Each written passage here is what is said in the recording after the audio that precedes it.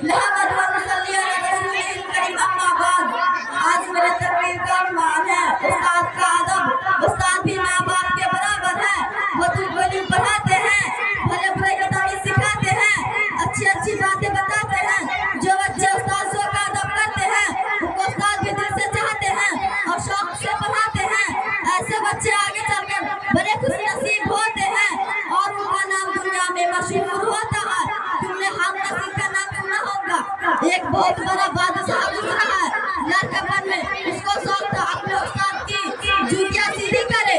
जब उस्ताद वजू करते थे वो लपक कर लोटा ले लेता था और अदब से उस्ताद के पास खड़ा होकर पानी डालता रहता था।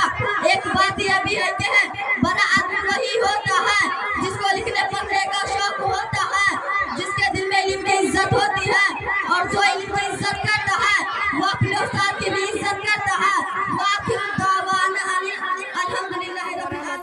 वबरकातुहू नहमदुहू व नुसल्ली अला रसूलिहिल करीम अम्मा बाद। आज मेरे तकरीर का उन्वान है तौहीद। फ़अऊज़ु बिल्लाहि मिनश शैतानिर रजीम। बिस्मिल्लाहिर रहमानिर रहीम।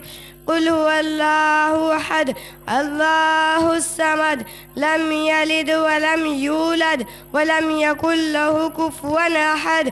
मोहतरम बुजुर्गों, भाइयों बहनों, अस्सलामु अलैकुम व रहमतुल्लाहि व बरकातुहू। मैं कोई मुकर्रिर नहीं हूँ कि तकरीर कर सकूँ, मगर चंद दिनों इस मदरसे में रहकर जो कुछ भी सीखा है मैं आपके सामने पेश करना चाहती हूँ। उसे गौर से सुने। मैंने अभी कुरान पाक की एक सूरत की तिलावत की है जिसका मतलब व मफहूम यह कि ऐ नबी सल्लल्लाहु अलैहि वसल्लम कह दो अल्लाह एक है, अल्लाह बेनियाज है। उसने ना किसी को जाना और ना जाना गया और उसका कोई हमसर नहीं। मोहतरम बुजुर्गों और दोस्तों, जब हम किसी मशीन को देखते हैं तो कहते हैं कि इसे किसी इंसान ने बनाया है, ये अपने आप नहीं बन गई, हालांकि इस बनाने वाले को हमने नहीं देखा। इसी तरह ये चांद, ये सूरज, ये नदियाँ या पहाड़ या आसमान भी किसी ने बनाया है। इस बनाने वाला हमको दिखाई नहीं दे रहा है। इसी बनाने वाले का नाम अल्लाह है। किसी स्कूल में दो प्रिंसिपल हो तो स्कूल का निज़ाम नहीं चल सकता। पहला कुछ हुक्म देगा तो दूसरा उसके खिलाफ कुछ और हुक्म देगा।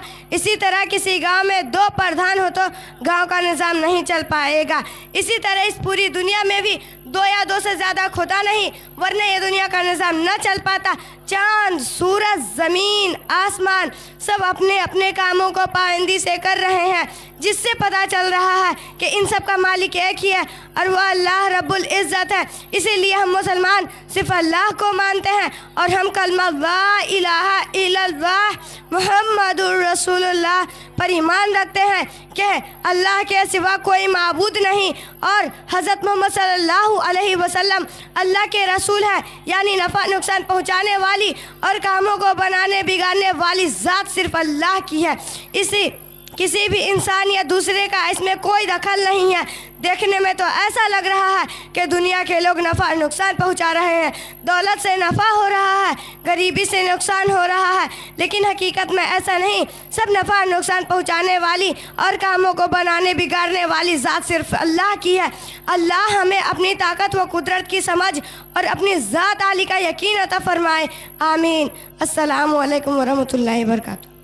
माशाअल्लाह, ये थी जनाब ज़ैनब खान, बहुत अच्छे अंदाज में तकरीर फरमा रही थी। ठीक है। रिफ़त खातून मोहम्मद जाहिद, आप तमामी हजरात से, उलमाए किराम से दरख्वास्त कर रहे हैं कि आप स्टेज पे रौनक अफरोज़ हो जाएं। बस एक ही बच्ची बाकी है।